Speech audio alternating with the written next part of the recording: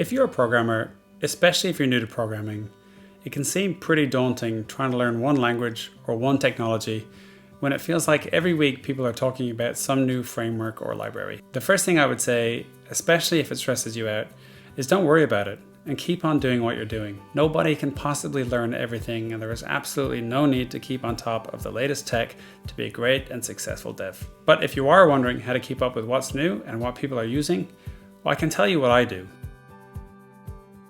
I love listening to podcasts.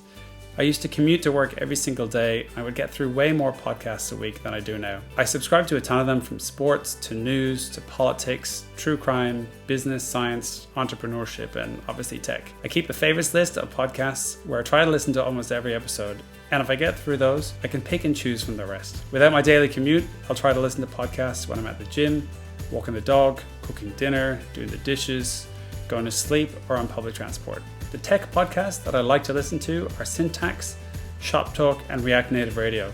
I don't listen to every single episode, but enough to hear about new or existing tech they are trying out or people are writing in about. And sometimes I get ideas for these videos too. Speaking of which, YouTube is obviously a great resource for tech content. Hopefully I can be one of those resources for you. I'm planning on trying some new stuff in this channel, and as I hear about it, I'll give short demos and tutorials.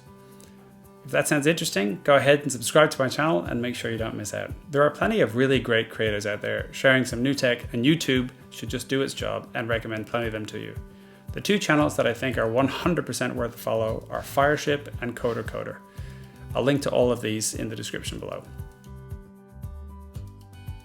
I currently subscribe to two newsletters, JavaScript Weekly and React Status. Every week, they share a curated list of blog posts, stories, opinion pieces, and tutorials, as well as package updates and job postings. This is typically enough for me, as I don't get around to reading everything that I want to, but there are many other newsletters that you can subscribe to if you want. For example, Cassidy Williams has her own newsletter on all things dev, and Charlie Gerard, who does some incredible experiments with human-computer interaction, has her own newsletter that focuses primarily on creative technology. Again, I'll provide links to all of these below. I'm not much of a Twitter user. I used to primarily use it to complain to businesses when I couldn't get their attention. That works, by the way. But tech Twitter is a pretty active place, and you can often find people sharing tips, advice, links to blog posts, and articles on some new tech or techniques. There's a lot of crap to scroll through, but if you like mindless scrolling with a chance of learning a thing or two, it's a pretty good option. I've slowly built up a list of people I'm following over the last few years, so if you're starting from scratch, you can probably start by searching for some relevant terms like JavaScript, React, tech, programming, and follow accounts that are sharing content that you like. Eventually, you'll see more and more stuff in your feed, and you can keep building from there.